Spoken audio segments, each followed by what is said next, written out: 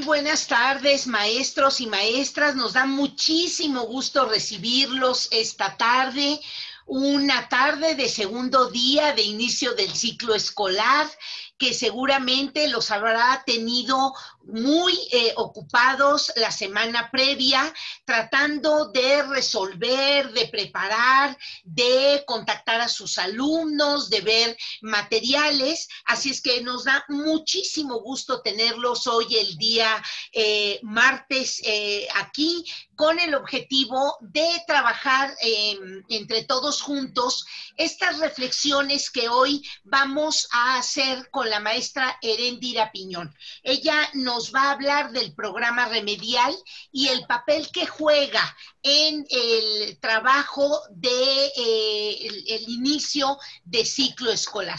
Con esta entrevista prácticamente terminamos nuestro mes de agosto, terminamos el mes dedicado a preparar el regreso a clases y como bueno, pues todos ya lo sabemos, es un regreso a clases a distancia, un regreso a clases con nuevos proyectos, con nuevas tecnologías y seguramente con una enorme cantidad de acciones que ustedes han venido realizando. Así es que, pues el día de hoy está con nosotros, como ya les decía, la maestra Heréndira Piñón Avilés, que además, pues de ser una excelente maestra, es una excelente supervisora y sobre todo, tengo que decir, una excelente amiga. Y hemos colaborado en muchos proyectos, así es que me da muchísimo gusto presentarla el día de hoy. La maestra Heréndira Piñón Avilés,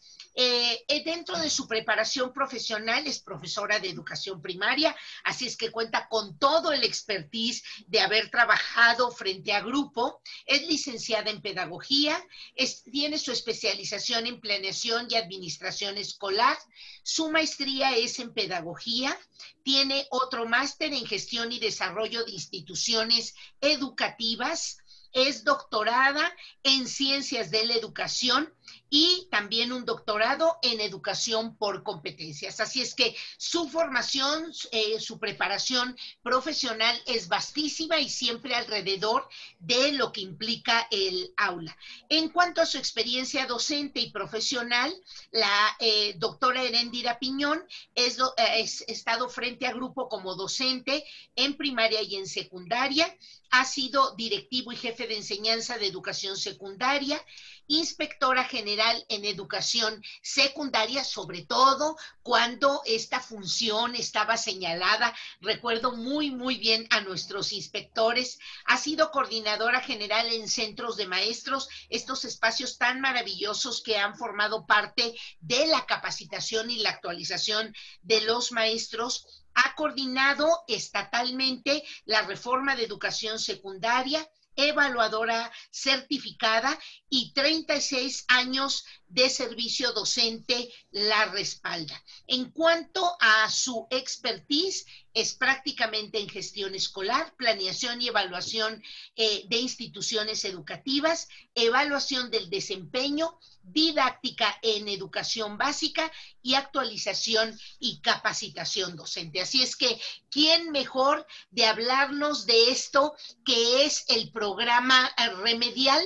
Así es que le agradecemos mucho a la doctora Heréndira que se encuentre hoy con nosotros. Y para empezar, a mí me gustaría que nos ayudara a reflexionar en un primer momento la doctora Heréndira sobre el tema desde su ámbito ahorita de supervisora.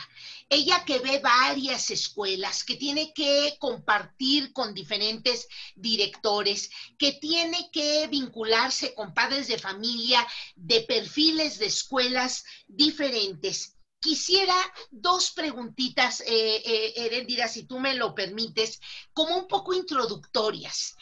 ¿Cómo midieron? Si tú tuvieras que hacer una síntesis, sobre todo para que los maestros que hoy nos acompañan vean que pues en todas las escuelas y en todas las latitudes vivimos cosas parecidas. ¿Cómo vivieron los docentes y los directivos de las escuelas que tú tienes cercanas? el cierre del ciclo escolar. ¿Qué les preocupó? ¿Qué pudieron enfrentar? ¿Cómo lo vivieron? Me gustaría que nos compartieras un poco esa experiencia. Hola, pues un gusto saludar a todos. Gracias por la invitación, doctora Patti. Y veo muchos nombres conocidos, eso me da muchísimo gusto.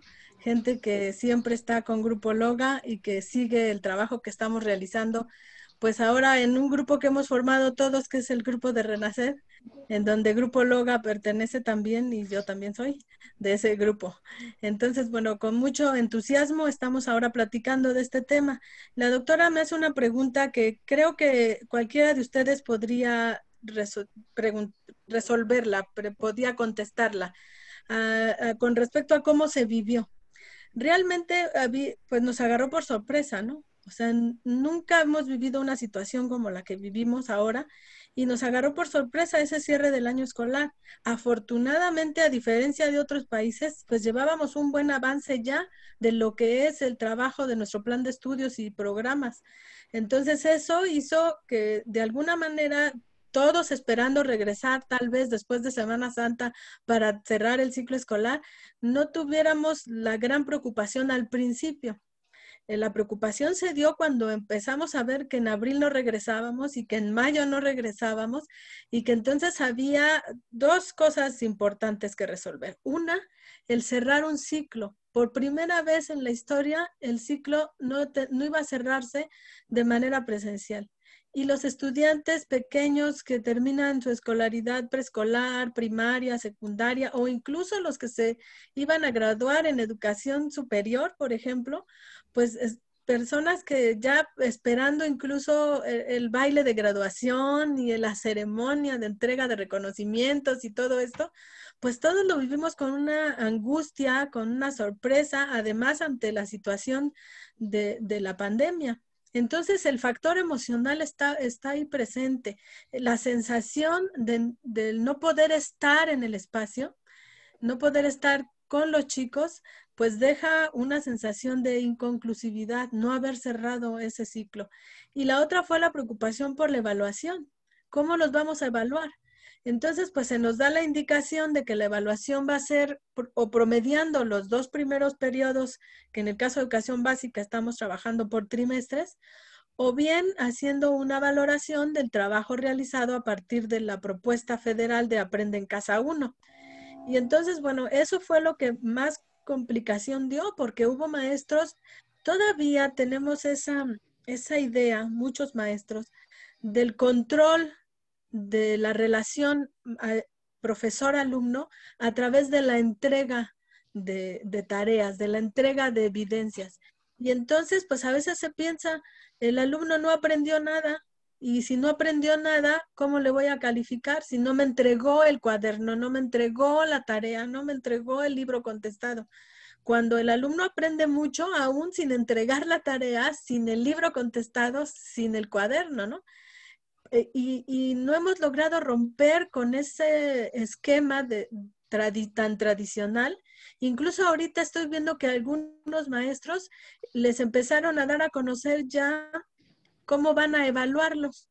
Y vuelvo a ver sus famosas escalas de evaluación del 10% de tareas, el 20% del cuaderno y el 50% del examen.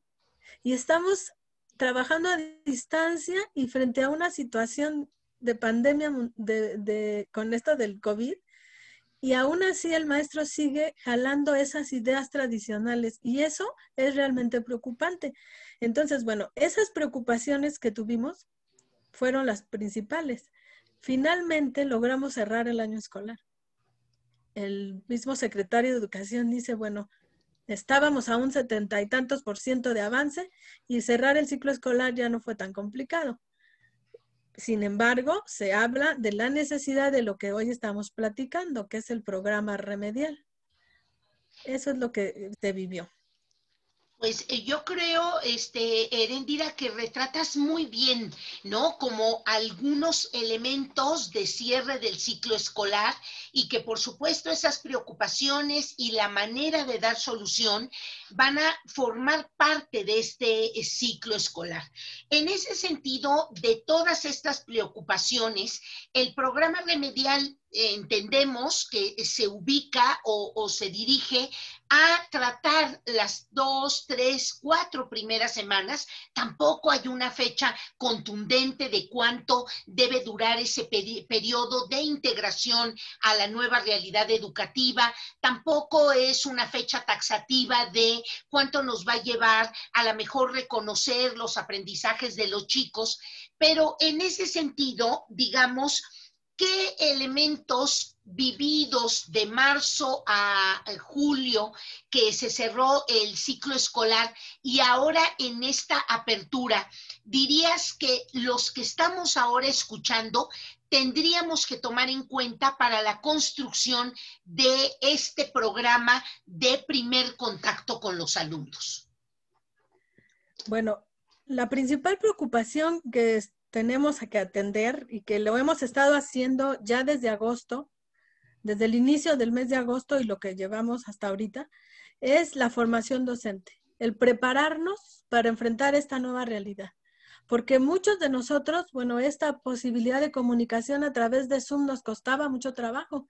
¿Cuántas veces estábamos al inicio de la comunicación? Apaguen sus micrófonos, no entren con ruido, pongan atención, se les apagaba, ¿dónde le pico? Ahorita, pues ya miren, entraron ahorita 129 personas y no ha habido esa situación. Ya todos nos acostumbramos al uso de estas herramientas. Esa es una preocupación y un elemento básico. La búsqueda de algunas nuevas estrategias también de comunicación, no tener una sola alternativa, porque al principio pues no teníamos ni los números de los papás de los niños, ni teníamos sus correos. Después, cuando ya llegó el correo institucional, algunas entidades ya pudimos empezar a usarlo. Y entonces, bueno, eso fue lo principal y a lo cual tenemos que estar preparados. O sea, usar herramientas que nos permitan mantener, les he dicho yo esta frase todo el tiempo, mantener esa interactividad y mantener viva la escuela. La escuela no puede dejar de existir por pensar que la escuela es el edificio donde asistimos. La escuela es la interacción y la relación que generamos entre maestros y estudiantes. Y ahora con la colaboración de las familias, porque si la familia no logra tener una estructura en casa, en donde el niño tenga un espacio, aunque sea la mesa del comedor donde todos comen, pero a la hora de la clase, a la hora del trabajo del niño, la mesa tiene que estar limpia, tiene que haber el respeto al trabajo de la persona. Y bueno, como son casas muy pequeñas en una gran mayoría de familias, el interactuar con los padres tiene que ser otro de los elementos fundamentales. Interactuar y establecer acuerdos con ellos para que este trabajo de mantener viva la escuela pues sea armónico y que logre tener éxito. También el hacer actividades que sean atractivas para el estudiante y que logren mantener su atención. Eso implica formación. El usar herramientas digitales. Hace un rato tuve una asesoría con mis docentes de la zona acerca del uso de Genially, por ejemplo, que es una herramienta muy interesante que puede utilizarse, pero hay cientos de herramientas en esa ruleta que sea del conocimiento y del uso de las TAC que nos han mostrado, pues ahí vemos que hay cientos de herramientas y que tampoco se trata de hacernos expertos en el uso de todas, sino aprender a identificar algunas de ellas que nos permitan prepararnos para este tipo de interacción que es nueva para todos, para nosotros, para los chicos y para los padres. Una forma de interacción en donde la tecnología es la mediación que nosotros tenemos para poder trabajar con los estudiantes. Entonces, ese es el principal reto, nuestra preparación. Y algunos compañeros maestros están metidísimos en esto. Por las tardes se meten a cursos, en las mañanas trabajan con sus estudiantes y buscan la manera y pícale aquí, pícale allá, hasta encuentro cómo hacer para hacer la presentación o para hacer la encuesta o el formulario o la herramienta que yo necesite. Entonces, muchos otros no. Muchos otros están pues ante la expectativa de que ojalá y esto ya se acabe y poder regresar a mi trabajo normal, entre comillas, ¿no? Y eso pues va a ser un poco complicado. Si no le entramos a esto, no sabemos cuánto tiempo se va a llevar. Claro, Erendira, nos planteas una serie de situaciones que a mí me gustaría captar la atención de los maestros, de los que ahora nos acompañan. Yo no sé si seguir pensando que lo que queremos es que esta situación se acabe, es lo que nos va a permitir actualizarnos y estar preparados para esta nueva realidad que tenemos que construir todos, ¿no? Creo que lo más importante aquí será considerar que la Tierra, el cosmos, los animales, las relaciones entre personas y entre países nos están queriendo decir algo. Y la llegada de un nuevo virus, como pueden presentarse varios, en las relaciones tensas entre países, verdaderamente deberían de llamar nuestra atención para ir buscando un nuevo modelo de formación de los ciudadanos, de los seres humanos, que nos permitan ir creando una nueva realidad. Entonces, no dejemos de pensar en eso, porque esto que menciona la maestra Erendira, donde nos dice, a ver, hay un gran paquete de maestros, hay un gran número de maestros que están de veras entusiasmados, están ocupados en generar estas nuevas David, realidades. ¿sabes Eso, qué? Antes de irnos, eso por supuesto que es verdad, pero también tenemos un grupo de profesores que está pensando que esto a lo mejor ya en octubre o en noviembre. Si nosotros seguimos arrastrando como esa visión, no vamos a darnos tiempo de construir esa preparación, esa formación, esas herramientas que hagan que nuestras escuelas atiendan esta nueva realidad. Es decir, nosotros no estamos preparando para que el programa se agote, para que el programa se concluya, sino lo que estamos haciendo es ver una escuela que forme las habilidades y las competencias para un chico que está en un espacio experimental y que se está formando de lo que le abona la familia, pero también de lo que le abonamos los maestros para esa construcción de ese nuevo ciudadano que el mundo está necesitando. Entonces, con estas dos primeras reflexiones que nos acompaña la maestra Erendira, a mí me gustaría ya ir visualizando estas semanas de intervención. Todos los que hemos sido profesores, los que hemos estado frente a grupo, los que seguimos estando frente a grupo, teníamos y seguimos teniendo la convicción que cuando los chicos a cualquier edad regresan a la escuela, teníamos que hacer una nivelación, teníamos que hacer una serie de repasos. Esto tiene que ver, maestra Erendira, con lo que se llama el programa remedial, o qué sería el programa remedial versus lo que los profesores hacíamos cuando recibíamos a los niños al principio de año. ¿Cuál sería la diferencia ahí? Ok, bueno, aquí lo que hay que repensar mucho es la noción de aprendizajes básicos. A través de la idea de cuáles son aquellos aprendizajes fundamentales o imprescindibles que necesita todo ser humano para poder interactuar con otros seres humanos, para poder reconocerse a sí mismo y reconocer a los demás, para poder sobrevivir en este mundo en el que efectivamente el ecosistema, las relaciones sociales se están modificando a partir de lo que estamos viviendo como humanidad. Entonces, en ese sentido, también habría que reinterpretar las propuestas curriculares. Generalmente vivimos sexenio tras sexenio reformas curriculares que están muy pensadas en una lógica acumulativa. Como que falta vida saludable, hay que ponerle vida saludable al plan de estudios. Falta ecología, hay que ponerle ecología al plan de estudios. Y esa lógica de construcción curricular acumulativa, lo único que hace es tener programas saturadísimos de contenidos que el maestro no sabe cómo lograr cumplirlos. Y menos ahora, si en esa lógica de relación presencial donde tiene 4 o 5 horas al chico a la semana, por ejemplo, en secundaria, o 5 jornadas a la semana en preescolar y primaria, cuando en esa lógica presencial no se logra, menos en esta lógica a distancia. Entonces hay que repensar muy bien lo que, pues hasta la concepción de escuela y el para qué es la escuela. Finalmente, si yo lo que quiero es aprender a resolver ecuaciones o sistemas de ecuaciones, que es lo que se ve, por ejemplo, en secundaria, en álgebra, pues voy a un video tutorial y busco sistemas de ecuaciones y lo resuelvo.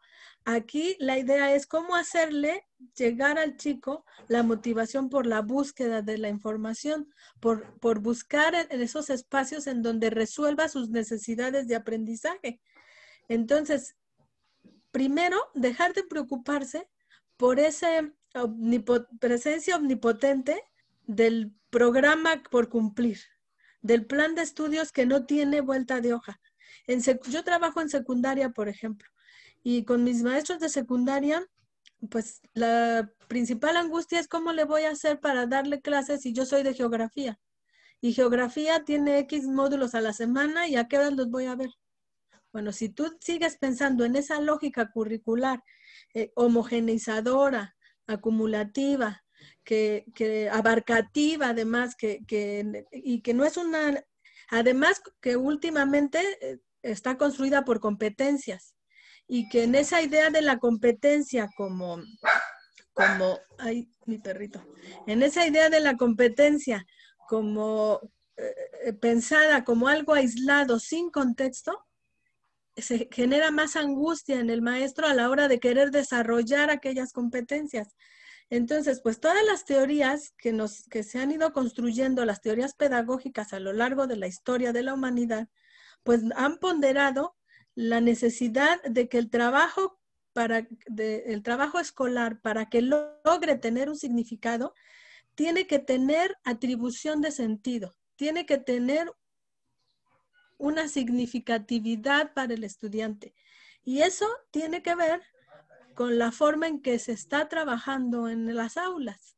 Entonces, si los maestros se preocupan por los aprendizajes esperados no logrados y quieren lograrlos ahorita en 3 semanas y luego empezar el nuevo programa, pero en esa lógica de contenidos y de como si fuera lista de cotejo, ¿no? Esto ya lo vi, esto ya lo vi, esto ya lo vi. No importa si lo están aprendiendo o no lo están aprendiendo los estudiantes, entonces pierde completamente la estructura, la posibilidad de repensar la escuela. Lo que hay que hacer es repensar qué es para nosotros lo fundamental, qué es para nosotros lo básico, y a partir de eso fundamental y eso básico, decir, a ver, me interesa que los chicos de preescolar desarrollen estas habilidades, tengan estos conocimientos para que puedan interactuar con otros, para que reconozcan el mundo en el que viven, para que identifiquen cuáles son las necesidades fundamentales que ellos tienen y a partir de eso puedan ir avanzando en una escolaridad. Me interesa que los chicos de hasta tal grado, por edad, porque nosotros en esa lógica estamos organizados, logren esto. ¿Cómo puedo hacer para que interactúen con otros chicos de otros grados? De veras que a veces lo impensable puede ser pensable en este momento. Generalmente el maestro recibe su grupo, cuarto A, y el de cuarto B, y no te metas con mis macetas, el del A con el A y el del B con el B. Y yo les digo, ese de no se metan con mis macetas es muy chistoso porque parece que son mis plantitas y yo las tengo que regar, ¿no? Y entonces, ¿qué tengo que hacer para romper esos esquemas de manera que si hay 2 maestros de cuarto, se pongan de acuerdo para trabajar juntos? Y entonces dividan a los 2, tienen entre los 2 50 chicos o 60, 30 y 30, 80, 40 y 40. Y entonces, ¿qué han logrado estos chicos? ¿Cómo podemos valorar si ya leen fluidamente, si están comprendiendo lo que leen, si tienen desarrollado un razonamiento matemático, hacen cálculo mental? O sea, esas cuestiones básicas. Y después, tú te vas con estos chicos por un mes a trabajar esto y yo con estos otros. No importa si eran del A o del B. Eso no importa. Igual en secundaria, ahorita esa preocupación de su asignatura. En la zona, la propuesta que hicimos fue que trabajen colaborativamente los maestros. Entonces, a partir de definir cuáles son esos aprendizajes fundamentales, esos aprendizajes imprescindibles, que también había que pensar que esa noción, ¿qué significa básico, fundamental o imprescindible para mí y para mí? Mis compañeros del colegiado, porque a lo mejor lo que es básico para uno puede no ser básico para el otro. O algunos pueden ver una propuesta de trabajo como alejada de los chicos por esta falta de confianza en que los chicos pueden. Y entonces dicen, no, es que eso va a ser para ellos muy difícil, mejor algo más basiquito, ¿no? Y entonces no logramos romper esas ideas de que, pues es que no, si no estuvieron en la escuela durante tantos meses, pues seguramente van a venir en blanco. No, ¿cómo van a venir en blanco? Ellos son seres humanos que están viviendo y están viviendo una situación de un fenómeno social, cultural, que con sus familias, y seguro que traen muchos aprendizajes porque también escuchan las pláticas, ven la televisión, se meten a internet, entonces traen aprendizajes, no vienen en blanco, o sea, no se les borró todo, como que ahora mi plan remedial va a ser para tratar de meterles todo lo que les falta, como si fueran carentes de. Lo primero que tengo que hacer es, sí, el plan remedial es una programación de actividades y el término lo dice, remedial, para remediar algo, como si fuera remendar, ¿no? Algo que hace falta, pero la manera en que yo lo interprete y yo lo piense va a ser determinante, porque la utilidad que puede tener ese plan es para establecer un piso común, para nivelar de alguna manera aquello que me permite iniciar con las habilidades, los conocimientos básicos e imprescindibles el ciclo escolar siguiente. Y bueno, nuestro currículum es así, graduado y por ciclos, por edades de los chicos. Incluso en una de las propuestas curriculares de antaño tuvimos lo que fueron los indicadores, ahorita se me olvidó, estándares, los estándares curriculares por periodos. ¿Qué debió haber logrado el chico a esta edad, a esta edad? Bueno, pero eso no quiere decir que todos los chicos a fuerza tienen que, esa aproximación a esos estándares curriculares. Entonces, tenemos un punto de llegada que es nuestro perfil de egreso que está expresado en los fines educativos. ¿Qué queremos que se logre? Y que deriva de las propuestas de la UNESCO con Jacques Delors, ¿no? Cuando se nos proponía en la educación encierra un tesoro, el aprender a ser, aprender a aprender, aprender a convivir y aprender a conocer. Bueno, es eso que se espera que se logre con la escolaridad básica y luego que en nuestro caso continúa con la media superior, ¿cómo podemos irle abonando nosotros con las actividades que les proponemos y valorando los aprendizajes que ellos traen desde fuera? Y a partir de eso, pues tomar decisiones. No va a haber un plan o programa remedial igual en una escuela que en otra. No puede haber un programa remedial igual en un grupo de alumnos que en otro. Se ponen de acuerdo los maestros y lo principal para mí es ese trabajo colaborativo, ese trabajo entre pares. Si alguno es bueno para cantar y bailar, pues el que cante y que baile con los chicos. Si el otro es bueno para las matemáticas, pues que trabaje las matemáticas. No importa si son chicos de quinto y sexto y se juntan, por ejemplo, o de tercero y cuarto. Tenemos que romper con esos esquemas, porque esa idea de que el maestro, les digo, no se metan con mis macetas y yo las riego y yo los abono y nadie se mete con ellas, eso genera un aislamiento en el trabajo docente Si lográramos romper estos esquemas, quizá lograríamos mejoras de verdad en los aprendizajes de nuestros chicos.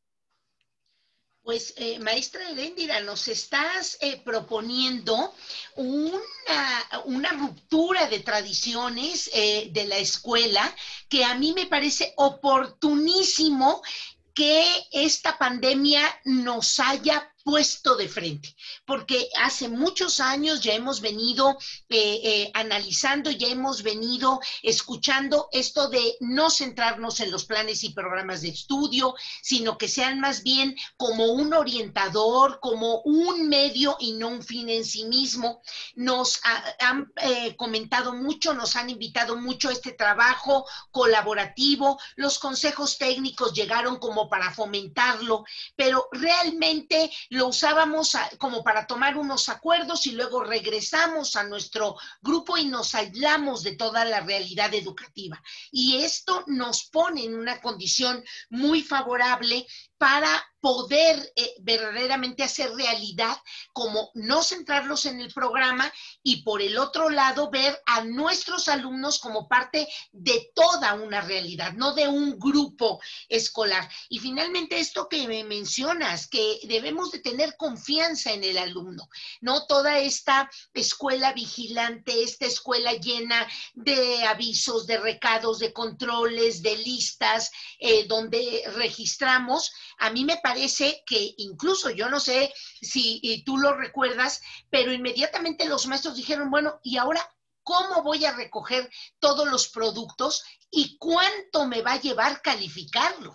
¿No? Es decir, esa realidad se nos puso de frente y justo es la que nos está permitiendo ver otras alternativas. Entonces, el plan remedial ahora lo que tiene que estar orientado es más bien a revisar qué aprendió nuestro alumno, ¿no? Ver esos aprendizajes, digamos, que son importantes para continuar un proceso de aprendizaje y sobre todo ir preparando durante estas semanas esta nueva organización, porque tenemos que tener muy claro que no sabemos cuánto va a durar.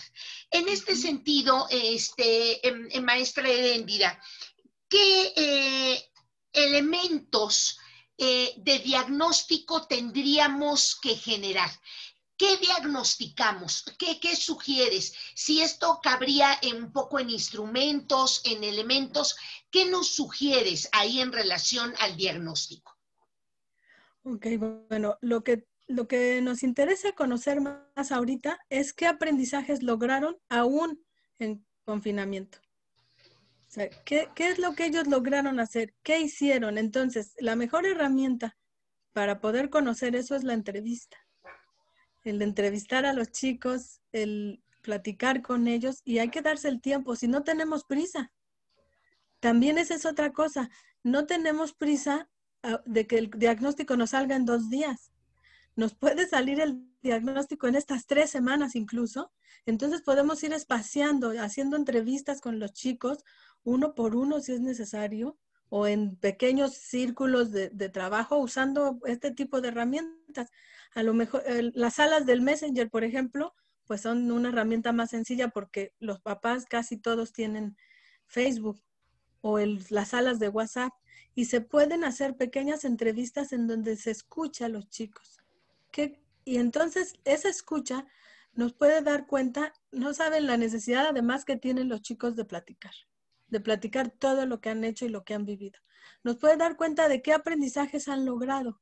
Y entonces eso traducido a aquellos aprendizajes que nosotros esperamos que logren, tiene que ver con su expresión oral, su expresión escrita, cómo están logrando desarrollar, por ejemplo, a la hora de platicar, nosotros podemos ver una articulación lógica en su conversación, ¿sí? Y podemos ver si hay el antes, el después, el siguiente, a partir de cómo conversamos con ellos, incluso con chicos de secundaria, porque puedes pensar, vamos a ver con los preescolares, ¿no? Cómo logran articular a la hora de conversar o platicarnos a manera de una historia lo que vivieron. Pero si lo haces con los chicos de tercero de secundaria, con todo y la pena que les da y demás, vas encontrando cosas en esa charla. Aplicar instrumentos en este momento a mí me parece innecesario. A lo mejor, porque luego no sabes ni qué hacer con los resultados. Por ejemplo, aplicas un test de estilos de aprendizaje. Y después ese test de estilos de aprendizaje, donde dices, tengo 40 que tienen un canal de aprendizaje más con tendencia a lo visual, tengo tantos que tienen más tendencia a lo kinestésico. Bueno, ¿y qué haces con eso? Si no te estás preparado para saber qué hacer con eso, te confundes. Y entonces lo que haces es tratar de pensar, bueno, como tengo más visuales, voy a hacer las cosas más atractivas, pues porque eso les va a llamar la atención, cuando ese no es el punto de los estilos de aprendizaje. Las teorías de los estilos de aprendizaje nos sirven para identificar canales, sí, de cómo se capta la información, pero también cómo se procesa la información y cómo se presenta la información. O sea, alguien puede ser visual para captar la información, pero puede ser auditivo a la hora de presentarla, por ejemplo. Entonces, bueno, son diferentes teorías que además nos sirven solo como herramientas de apoyo y muchas veces nos agarramos de ella para poder hacer un diagnóstico y luego nuestro diagnóstico se queda ahí y no sirve de nada para la toma de decisiones. Para mí, los elementos principales de diagnóstico tienen que ver ahorita con el conocimiento de nuestros estudiantes en cuanto a los aprendizajes que ellos lograron a partir de esta etapa de aislamiento y también identificar con ellos cuestiones relacionadas con habilidades socioemocionales, cómo lo han logrado desarrollar, cómo lo han vivido. Puede ser también que se interactúe con ellos a través de que hagan dibujos, de que nos dibujen sus estados de ánimo, que nos inventen un cuento acerca de cómo están viviendo en familia la situación del aislamiento. Y bueno, no somos psicólogos todos, no somos expertos en eso, entonces tampoco meternos en cuestiones de manejo de duelo y demás, porque no es nuestra área. Tenemos que estar en modo docente. Ese es nuestro modo, no en modo psicólogo ni en modo terapeuta, pero desde el modo docente podemos darles herramientas para que puedan interactuar con otros y expresar sus emociones y expresar algunas situaciones que a ellos les preocupan. Después de eso, la siguiente sería ocuparme en descubrir cómo están sus aprendizajes en cuanto a la propuesta curricular y los aprendizajes esperados que debieron haberse logrado en el grado. O sea, se supone que, por ejemplo, los chicos que llegan a primero de secundaria tienen que llegar leyendo fluidamente, comprendiendo textos sencillos, clasificando textos de diferente naturaleza, con un cierto razonamiento lógico-matemático y dominio de operaciones básicas, incluso con algunas habilidades psicomotoras desarrolladas a partir de la práctica de la educación física. Y eso parece que lo dejamos de lado. O sea, nos interesa ver si leen, si escriben y si hacen operaciones. Y los ejercicios de diagnóstico se basan solo en eso. Cuando habría que ver, bueno, cómo, por ejemplo, con estos ejercicios que mucho pasan en el Facebook de descubre el número que falta, o si acomodas en la figura, encuentra el gato, ese tipo de cosas nos permiten con eso identificar la capacidad de atención, la capacidad de memoria. Eso podemos hacer con ellos, presentarles alguna lámina para que identifiquen las figuras y luego nos las repitan. Hay una variedad de herramientas que pudiera usar el maestro, pero dependen del grado, del nivel de estudios de los alumnos, del contexto también. O sea, si la lámina que les presento es una lámina con elementos, por ejemplo, con señales de tránsito y están en el ámbito rural, pues esa lámina no sirve para nada. Aunque digan, es que esta te sirve para que identifique su atención. Pues ahí no vas a identificar su atención porque para ellos no tiene ningún sentido ni ningún significado. Entonces tiene que ser contextualizado. Por eso cuando veo que les venden o bajan herramientas de, aquí está el diagnóstico para cuarto grado, espérame, ¿cuál cuarto grado? Mi cuarto grado no es tu cuarto grado, son diferentes. Entonces ¿quién va a construir el diagnóstico? Pues los docentes, cada docente. No puede ser igual, no compren esas cosas, no sirven. Y si alguno de los maestros se decidiera, es como un referente, ¿no? Y mejor Así intercámbienselos, mejor platiquen entre es. ustedes. Y a ver, Erendira, fíjate que nos das una idea muy interesante para hacer ese diagnóstico y construir estas semanas de interacción con ellos, porque es un poco esto que ahora se está proponiendo como el aula invertida.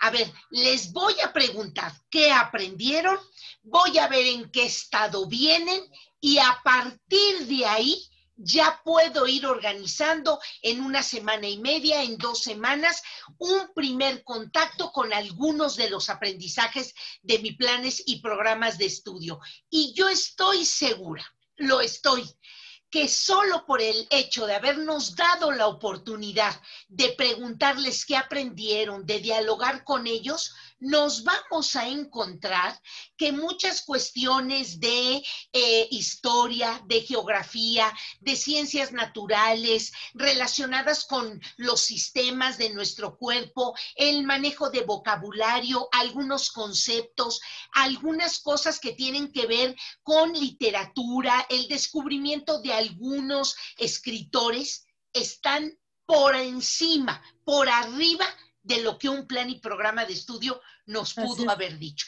Y si partimos de ahí, a lo mejor podemos dar el siguiente salto, una siguiente semana y media de organizarlos, aquellos chicos que leyeron mucho, aquellos chicos que aprendieron mucho de algunos mecanismos para las operaciones básicas, al grupo que avanzó mucho más rápido en cuestiones de historia o de geografía, o algunos chicos que puedan organizar algunas actividades para educación física, y Ujú. entonces una cuarta semana ya para que los chicos que organizaron las pausas activas o las que organizaron algunos conceptos relacionados con el cuerpo y los que organizaron las estrategias a lo mejor tecnológicas, se dediquen a acompañar a sus compañeros. Así es, Fíjense, estás totalmente. proponiéndonos una planeación distinta. Y yo estoy segura que muchos de los maestros que ahora nos acompañan en esta entrevista ya están tomando nota para estas 3, 4, 5 semanas en ese programa remedial.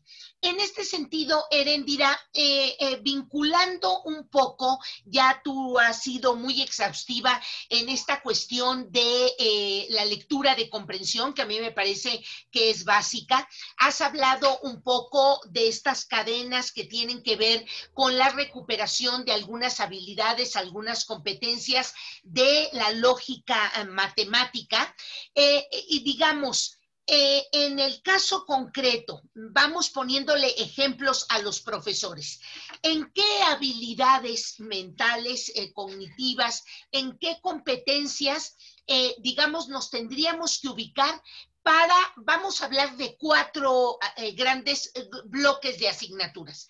En la parte de cívica y ética e historia, digamos que pudiéramos compendiar, ¿en qué tendríamos que poner atención para partir de esos 2 o 3 contenidos básicos continuar nuestros programas y poner atención a las habilidades? En el caso concreto de matemáticas, especialmente sistema numérico decimal y operaciones básicas. En el caso de el tema de ciencias naturales, el tema de la experimentación. Y en el caso concreto, Erendira, que me parece importante, porque ya tú lo has dicho, lo que es arte y educación física. ¿Qué hacemos ahí? ¿En qué ponemos atención? Aquí una gran pregunta.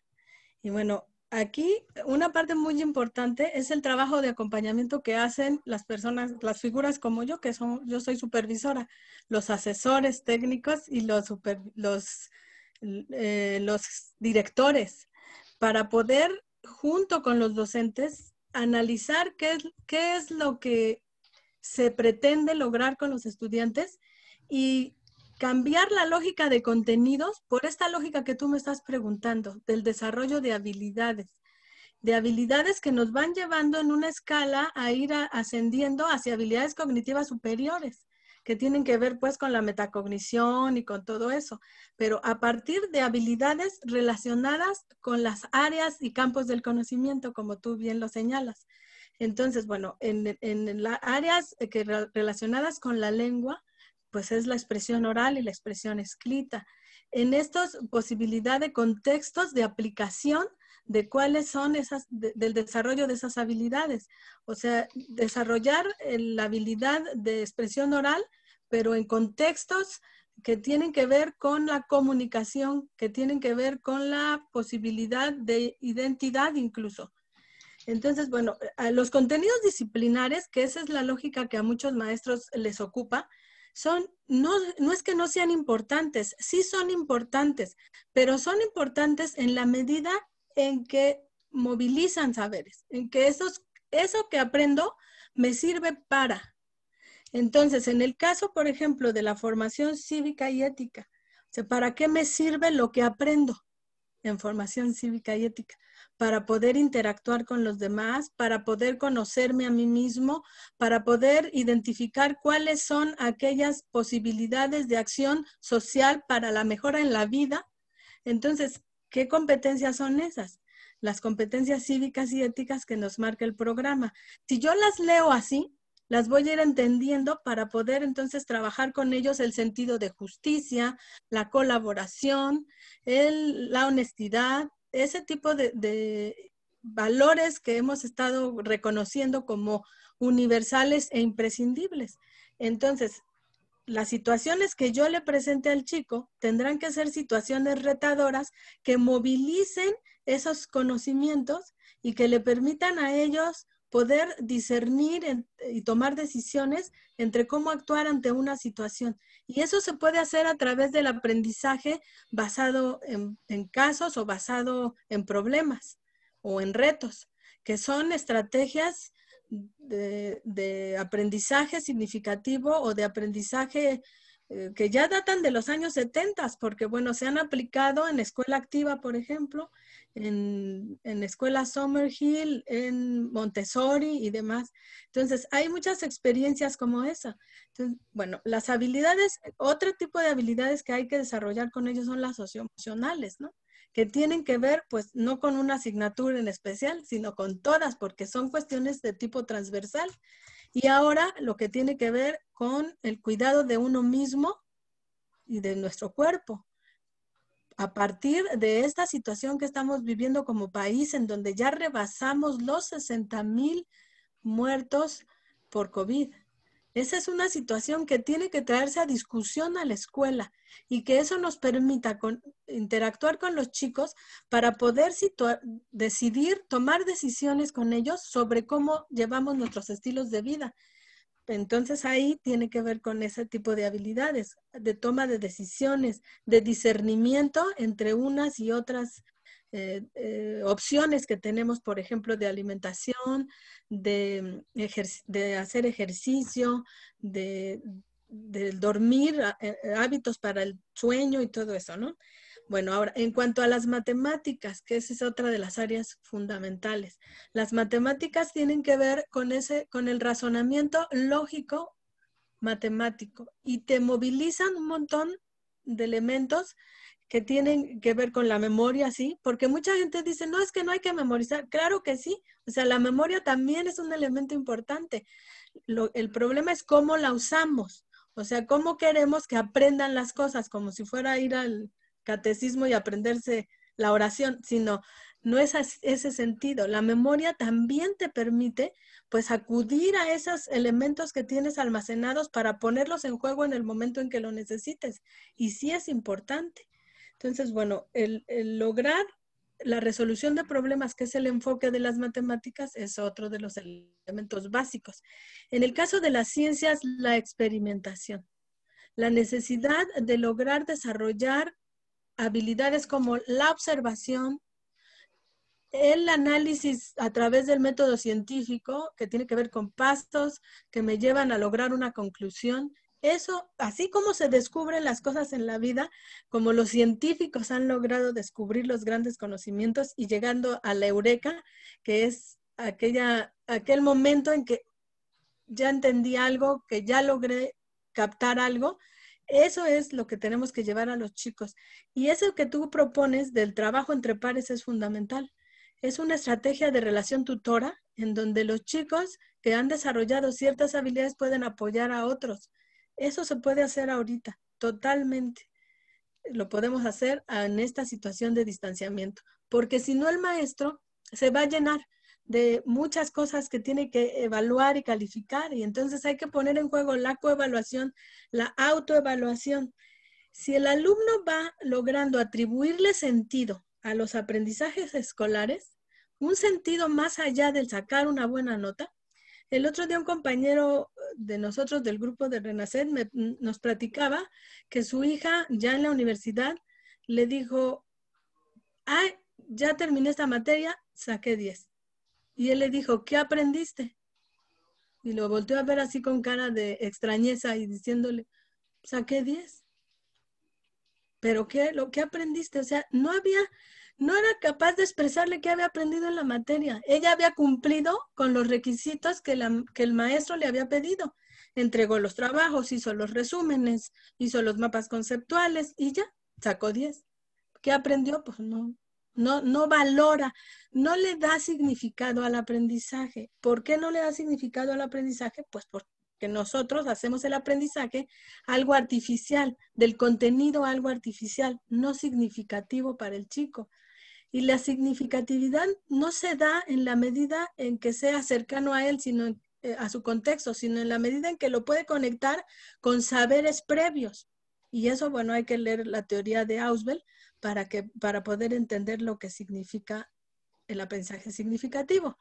El aprendizaje vivencial, aquí en el chat nos ponen eso, ¿no? A partir de situaciones reales, también es otra cosa importante. En una charla de hace unos días, César Cole, ayer o antier, decía que para que el aprendizaje tenga sentido, es necesario reflexionar en para qué sirve lo que aprendo. Y él dice que nos tiene que servir básicamente para 3 cosas. Una, para conocerme más a mí mismo. Otra, para interactuar con la realidad. Y en tercer lugar, para hacer proyectos de futuro.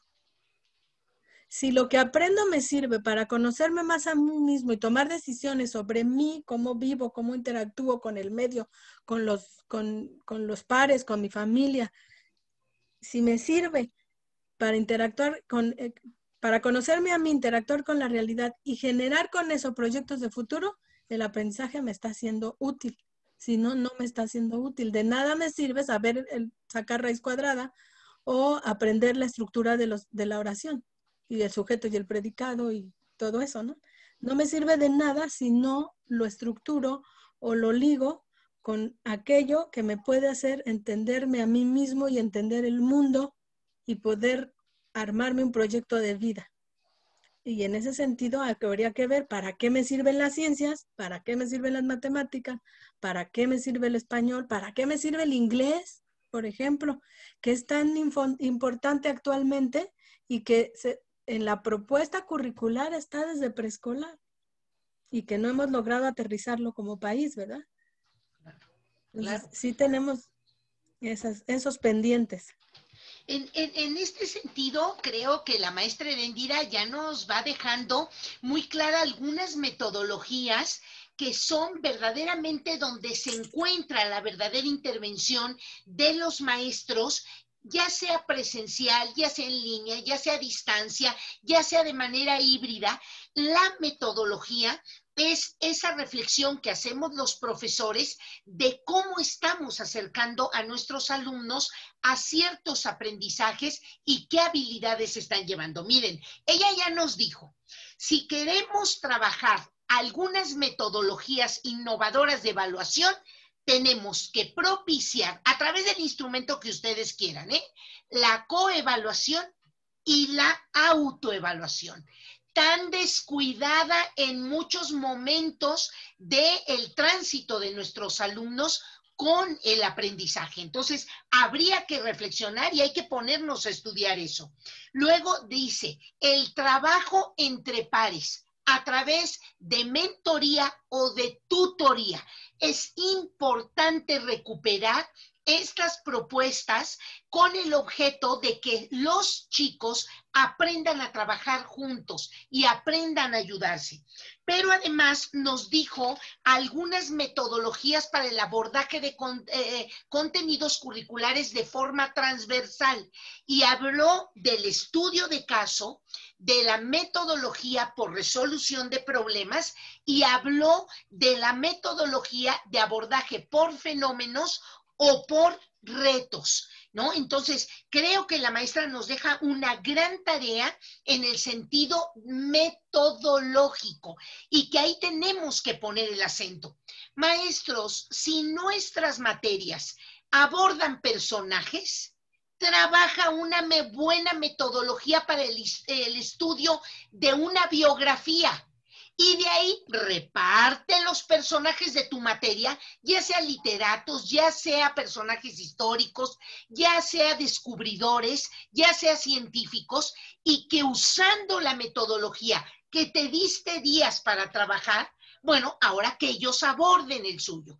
Si tu materia va a abordar reglas de algo, de lo que quieras, por ejemplo, reglas ortográficas, destina un largo tiempo para que descubran la importancia de una regla y luego ya repartes y ellos la van construyendo. Eso es lo que la maestra nos dice. Entonces, hay una pregunta retadora. He estado revisando, Heréndira, mientras tú nos llevabas a esta gran síntesis metodológica que nos plantea qué hacen los maestros cuando se encuentran con una estructura educativa que no favorece esto. Y voy a tratar de interpretar lo que la pregunta dice. Cuando el director no apoya, cuando hay unos compañeros que no jalan igual, cuando a lo mejor el supervisor, digo, y yo a mí me consta, al contrario, en el caso de la supervisión de la maestra Heréndira, ella es la que pone a innovar a todos los directores y maestros. Pero ¿qué hacemos cuando nos encontramos con una estructura rígida? ¿Qué sugerencia práctica, así animosa a nuestros maestros para que no desistan, no decaigan en el esfuerzo? Sí, bueno, es realmente, yo les digo que es como en la cofradía del salmón, navegar contra corriente, ¿no? Pero el salmón no desiste y sigue a pesar de que la corriente lo lleva en contra, él sigue y sigue porque sabe que tiene que llegar. Y si nosotros tenemos esa meta de ser buenos docentes, buenos trabajadores de la educación, buenos colaboradores, pues no vamos a decaer. ¿Qué es lo que se hace? Insistir. Insistir, insistir y romper esas barreras. Poner el ejemplo, trabajar con los compañeros, ofrecerse para ayudarlos. Hoy platicaba con una maestra de mi zona que me dice, están trabajando, les decía yo, en colaboración y son 4 grupos de primero, son 4 tutores. Entonces dice, son 4 y mira, fulano y sutano, y yo le echo ganas porque no sabe usar la plataforma, pero ya le dije, te conectas conmigo y yo te voy enseñando. Y me he pasado horas con él tratando de que resuelva porque le cuesta mucho trabajo. Ya a punto de jubilarse el maestro le está costando mucho trabajo, pero ella no decae. Si ella dijera, ay, bueno, pues ellos que vean cómo le hacen yo con mi grupo y ya, pero no lo hace, ella insiste, insiste y vuelve a insistir. También pasa lo mismo con directivos. Al directivo hay que hacerle trampa. O sea, tú tienes la idea, habla con él y véndele la idea para que él la proponga como que es de él. Y entonces, miren, caen redonditos y al rato ya entraron a tu aro y ni cuenta se dieron.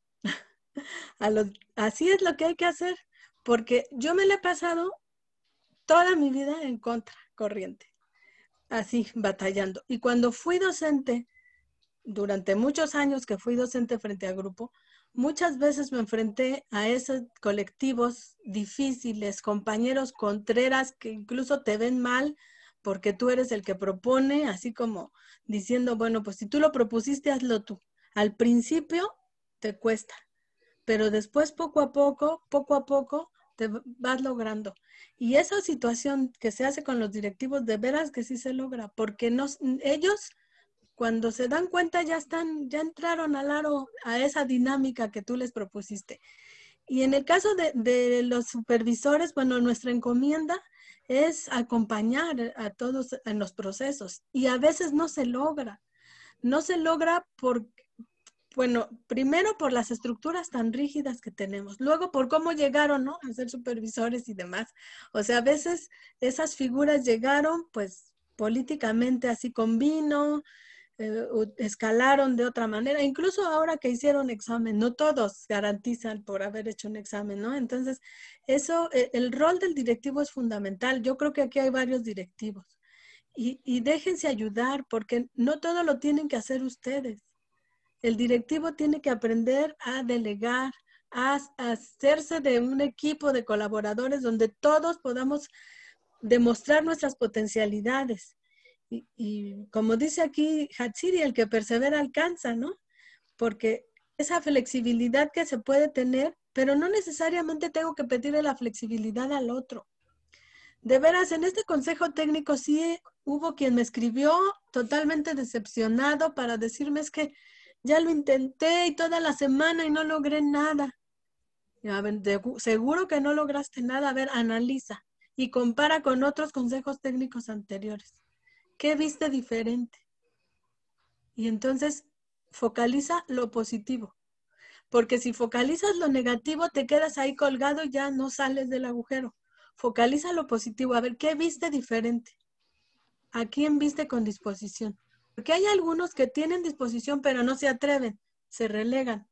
Pero si hay otro que lo jale, entonces ya son 2 y al rato ya son 3. Y poco a poquito, pues es que vale más maña que fuerza, ¿no? Y aquí vale más maña que cargo o que puesto, porque finalmente es mejor así, ¿no? Sí. Claro, y en este sentido, bueno, pues yo creo que aquí hay 3 clavecitas que nos sugiere la maestra Heréndira. Primero, no dejar de trabajar en nuestro grupo, hacer lo mejor que podamos con nuestros alumnos. Segundo, buscar mancuernas, ¿no? El otro profesor que a lo mejor no es de mi grado, ni en preescolar, ni en primaria, ni en secundaria, pero que por ahí lo he visto que hace cosas interesantes, pues con él vamos empezando un diálogo académico, didáctico, y a lo mejor logramos posicionar algún pequeño proyectito y los demás nos ven. Y la Poco a tercera poquito. es un poco también entrarle a hablar con nuestras superiores, con nuestro director, con nuestro ATP, con nuestro supervisor y decirle, ay, maestro, a mí me gustaría, o maestra, a mí me gustaría hacerlo. Esto, mire, aquí están los materiales y seguramente vas a encontrar en cualquiera de estas estrategias un eco.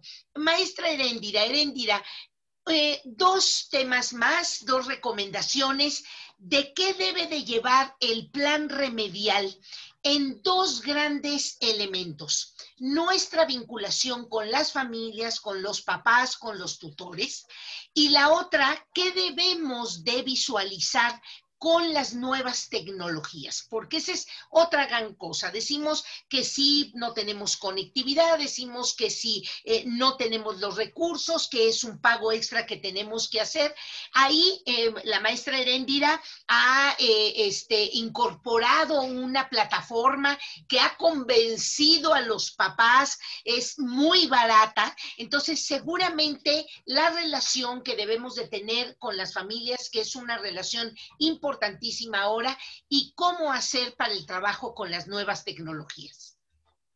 Sí, bueno, tocas ahorita un elemento fundamental que es el trabajo con los padres. En una de las preguntas ahí decían que cómo trabajar con los niños que tienen necesidades educativas especiales. Pues aquí el reto es esa colaboración con los padres de familia. Entonces, a la hora que estructuro mi plan remedial, necesito tener la estrategia A, la B, la C y la D para poder identificar bien con qué chicos puedo trabajar a través de herramientas tecnológicas porque ellos y yo tenemos conectividad. Porque pueden ser diferentes escenarios. Un escenario en donde el maestro no tiene conectividad. Si el maestro no tiene conectividad, le tiene que buscar cómo le va a hacer. Ahí es una situación complicada. pero hay comunidades donde no hay conectividad. O sea, el maestro vive en una comunidad sin internet, porque hay muchas. No es porque no pueda pagarlo, es porque no hay. Hay comunidades así. Entonces, ha habido estrategias que tienen que ver incluso con el uso de las radios locales. Vi por ejemplo, en un pueblo del municipio del Estado de México, lo que hicieron fue apoyarse en el delegado municipal.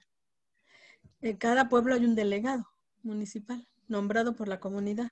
El delegado municipal se ofreció a recibir por correo electrónico el mensaje del profesor con las actividades e imprimirlas para que los niños fueran ahí por las copias de las actividades. Y no había ninguna interacción ni entre el maestro ni los alumnos. El maestro estaba en su pueblo y lo que hacía era ir a buscar un lugar donde poder enviar el correo electrónico. Y el delegado tuvo la disposición, pero claro, hubo una negociación. O sea, la maestra Lorena Ladrón de Guevara dice, quien tiene un porqué, encuentra un cómo. Entonces, tengo un porqué, que es mi razón de ser como profesional de la educación, que es interactuar con mis chicos a distancia. Entonces, voy a encontrar un cómo para dejar de tener el pretexto de que no hay conectividad. Pues eso es una realidad, pero entonces, ¿cómo salvo ese obstáculo? Y le busco. Entonces, mi plan remedial tendría que tener esos elementos, esa priorización de los aprendizajes esperados que pretendo alcanzar. Una vez que ya hice esa interacción con los estudiantes e identifiqué algunas necesidades, tengo que priorizar mis aprendizajes esperados. Luego, tendría que tener una identificación del tipo de estudiante que tengo en cuanto a sus logros y en cuanto a su posibilidad de conectividad. Y el apoyo en casa que tienen. Porque si están solos no es lo mismo que si están con la abuelita o que si están con un adulto que les puede apoyar o explicarles. Es totalmente diferente. Y todo ese panorama tengo que tener a la hora de identificar cómo voy a interactuar con mis chicos. Luego, tengo que identificar qué posibilidades hay de mediar con la tecnología, de utilizar, por ejemplo, WhatsApp, correo electrónico, un blog, el Facebook, para poder entonces identificar en qué me preparo más. Si tengo una plataforma de uso gratuito, por ejemplo, como el Classroom, y esa plataforma me sirve porque mis chicos, un buen porcentaje de estudiantes tienen conectividad, entonces utilizo esa plataforma que es gratuita y que puede ser aprovechada. Entonces, no hay recetas únicas, pues. ¿Qué es lo que debe llevar mi plan? Todas las estrategias de cómo me voy a comunicar con los padres, cómo voy a aprovechar su apoyo o la falta de apoyo, cómo le voy a hacer para subsanarla, cómo le voy a hacer para aprovechar las tecnologías, lo que mis chicos tengan y la carencia de tecnologías, y cómo le voy a hacer conmigo como herramienta. Yo también soy una herramienta, porque en la medida en que yo domino y yo sé, tengo que ver qué áreas de oportunidad tengo y le voy buscando. Y a partir de eso, pues no tengo que tener ni un formato específico ni nada. Lo que tengo que tener claro es cómo le voy a hacer para identificar todos estos elementos con los chicos. Dice por aquí Areli, hacer un diagnóstico tecnológico, ¿sí? Buscar en las páginas la hierba del crecer, me le dice a Mirella, por lo del alumno con autismo. Sí, hay preguntas específicas. Hay chicos que necesitan pues tener el apoyo siempre de un adulto, depende de las necesidades específicas que tenga cada estudiante. Incluso hay niños que por su carácter, por su forma de ser, yo no quiero usar la palabra hiperactivo porque esto, bueno, también tiene que ver con otras cosas, pero bueno, por su forma de ser a la hora de comportarse cotidianamente, no pueden estar 10 minutos poniendo atención ni en el salón de clases, ni en la televisión, ni en la pantalla. Y esos chicos necesitan un tipo de actividades que sean retadoras para ellos y que les ayuden a concentrarse. Entonces tengo que trabajar con ellos hasta respiración, por ejemplo, identificar bien y buscar con quién me apoyo para que me ayuden a realizar estas actividades previamente con ellos, porque ahorita el trabajo es entre los que estén con él en casa, el estudiante y uno mismo. Por ejemplo, las maestras de preescolar. O sea, si no tienen un adulto, no hay manera, el chico no va a lograr avanzar en las actividades que el maestro le ponga, por muy creativas que sean. Se necesita un elemento de mediación que de por sí lo usamos en el trabajo presencial, porque recuerden que las educadoras son muy dadas a entregar al niño directamente con el adulto y a decirle, oye, en la casa lo pone a hacer este tipo de actividad, necesito que fortalezca esto, que me traiga tales recortes, porque el niño pues es pequeñito, todavía no tiene esa posibilidad. Si al de secundaria se le olvida la tarea que le dejaron, más al de preescolar, que no tiene manera ni de anotarlo todavía. Entonces, ese tipo de cosas son las que tenemos que recuperar de lo bien que lo hacemos cuando los tenemos presencialmente, pero ahora trasladarlo. ¿Qué vamos a hacer para suplir esa interacción? Y que la nostalgia de la interacción no nos paralice. Porque como decimos, ay, es que si los tuviera conmigo le llevaría la mano para el trazo. Pues sí, pero no los tienes contigo. Si los tuviera conmigo les explicaría primero y luego los pondría a hacer esto, pero no los tienes contigo. Ellos están allá y tú acá y estos son tus medios. Entonces, en lugar de estar pensando qué haría si tuviera, o mejor, incluso muchos están en la esperanza de, bueno, ahorita que hagan esto y cuando regresemos, ya veo. No, no, no, no, no, es ahorita, es hoy. Hoy los tienes allá, está la distancia, está la necesidad de un trabajo primero remedial y luego ya entrarás a abordar tus aprendizajes esperados del programa. No hay prisa, yo digo que no hay prisa. Váyanse 3, 4 semanas y después ya veremos. Que ayer estuvimos inundados de papás que no se podían conectar a la televisión y desesperados porque me voy a perder el programa. No se pierde nada. O sea, no pasa nada. Los programas ahí están. Cuando el maestro necesite que se utilicen, les va a mandar la liga para que los vean. Sí, no es algo indispensable el que vean el programa de hoy a la hora que lo pasan. Esa es otra cosa que nos ha paralizado a muchos, ¿no? Entonces, bueno, en función de eso, pues hay muchísimas posibilidades que hay que hacer. Y ahí están haciéndose recomendaciones. Alejandra le hace recomendaciones a Mireya y demás. Eso es muy interesante porque pues nos podemos seguir hablando durante horas de esto, pero lo importante es que entre todos nos ayudemos y que podamos interactuar.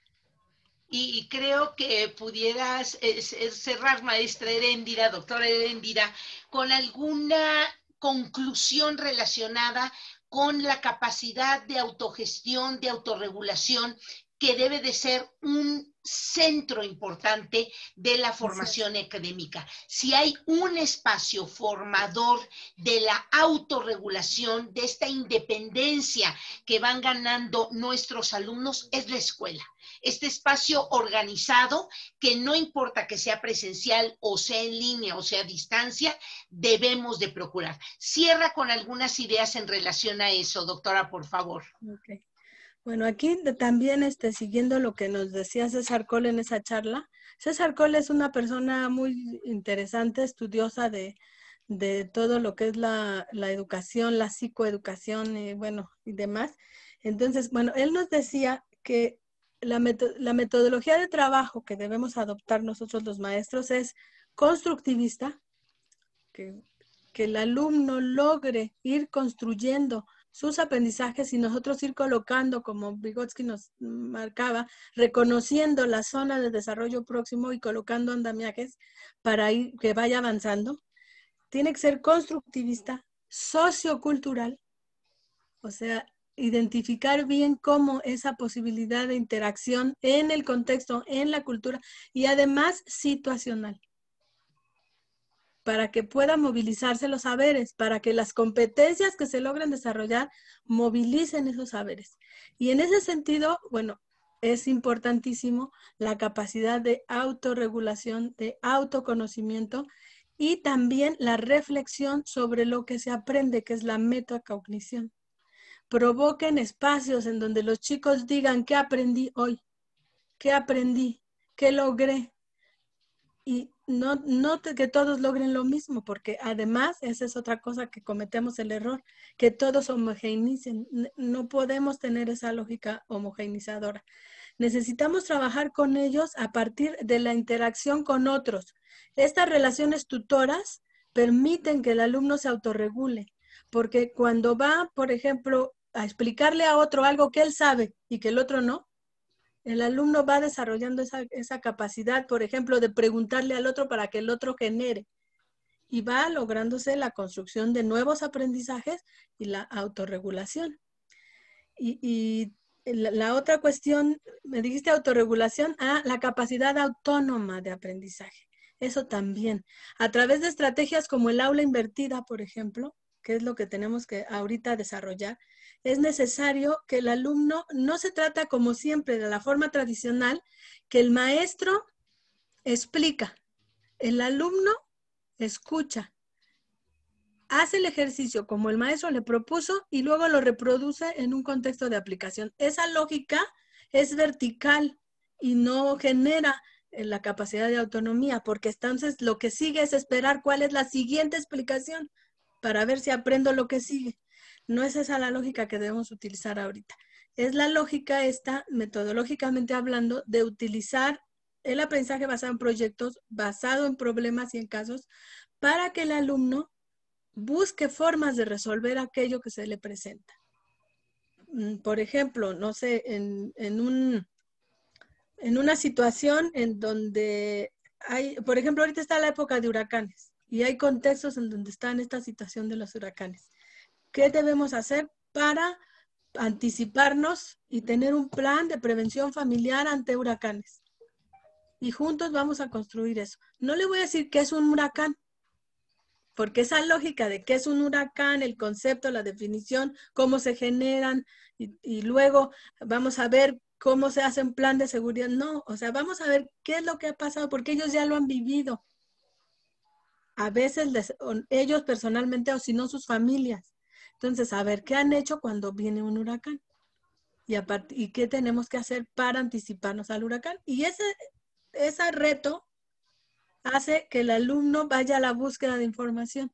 Eso le permite ir siendo autónomo en su propio aprendizaje, porque él mismo va buscando formas. Otra cosa que hacemos es pedirles que lean un texto y luego que me hagan un mapa conceptual todos. Ahí hay una cuestión de lógica prescriptiva. El maestro indica, deja la tarea. Ya revisé varias planeaciones ahorita y así. Han cambiado algunas cosas, pero siguen en una lógica prescriptiva donde el maestro da la indicación y me tienen que entregar el producto evaluable, además le indica, es un mapa conceptual y es, ok, puede ser, sin embargo, tengo que establecer acuerdos con ellos, porque a lo mejor habrá un niño que diga, no voy a hacer un mapa conceptual porque me gusta más hacer una infografía. De todas maneras me va a permitir movilizar los saberes igual y aplicarlos a una situación. Entonces, pues que haga una infografía. Otro puede ser que quiera hacer una historieta. Pero entonces hay que dejar que ellos tomen decisiones. A lo mejor al principio les pongo alternativas y que ellos opten por una, otra y otra. Y entonces ya después, ahora, ¿cómo vamos a valorar si esa infografía, si esa mapa conceptual, si esa historieta o ese tríptico que hiciste porque tú decidiste hacerlo, tiene los elementos necesarios? ¿Qué debe llevar? Y sea infografía, sea tríptico, sea mapa conceptual, debería tener estos y estos elementos y junto con ellos construyo mi lista de cotejo para que ellos mismos se autoevalúen. Y entonces el producto que ellos van a desarrollar va a ser autoevaluado por ellos, coevaluado a lo mejor con sus compañeros y también trabajado en ejercicios de tipo tutorial entre ellos, donde un alumno le puede ayudar al otro. Y si estamos usando tecnologías, pues ellos nos van a enseñar muchísimas más, porque no tienen idea. Chiquillos de 8 años, de 6 años, manejan, saben hacer muchas cosas con las herramientas tecnológicas. Saben hacer ruletas, saben hacer crucigramas. Bueno, de verdad que muy interesante todo lo que se puede aprender de ellos. Entonces, dejémosles ser más responsables. No tenemos nosotros que pensar en todo cómo va a ser, como si fuera una receta. Les voy a explicar esto, luego les voy a pedir que saquen su hoja, que la doblen a la mitad, que escriban esto de este lado, que escriban así, así queremos que aprendan, así les limitamos la creatividad. Para lograr la autonomía necesitamos dejar que se desarrolle la autonomía. Para lograr la metacognición necesitamos propiciar espacios de reflexión de qué aprendí, cómo lo aprendí. Y entonces me voy dando cuenta de que esa forma se me facilita más y voy desarrollando mis propias estrategias de autoaprendizaje. Y eso me va a hacer un estudiante competente en la vida. Cuando vaya en bachillerato me voy a acordar de mi maestro de cuarto que me permitió elaborar mi propia rúbrica para evaluar mi propio trabajo que yo decidí hacer así. Si no, se va a acordar nada más del maestro que le dejaba muchas tareas y que después ese maestro solito se ahorcó con 50,000 cosas que tiene que revisar y calificar, porque les está dejando tantas cosas que se abruman unos y otros. Y qué maravillosa oportunidad, Erendira, ahora que se han caído los muros de la escuela y los muros de casa, ¿no? Que ahorita estamos entrando a la casa de todos estos maestros, de todos estos participantes, y justo que no se vuelvan a levantar esos muros de la escuela y esos muros de nuestros hogares, sino al contrario, que encontremos este espacio de un nuevo reencuentro y además nuevas metodologías. Creo que el reto es enorme, pero muy interesante, y que seguramente con algunas de las estrategias que dieron todos los expertos en este mes de agosto, ustedes ya mañana podrán aplicar alguna de estas ideas que la maestra Erendira ya nos compartió. Y para eso, maestra Erendira, lo que hacemos es compartirles el video a todos los que estuvieron presentes. Ahorita pongan ahí su paneo, su computadora, su Zoom, donde están los cuadritos para que nos veamos todos, maestros. Y por supuesto que le demos a la maestra Erendira un fuerte aplauso. De veras, Erendira, muchísimas gracias por tu participación. Tienes aquí muchas felicitaciones, tienes muchos reconocimientos, hay mucha gente que te ubica perfectamente, y todos estos, esta entrevista se las vamos a mandar a más tardar mañana temprano.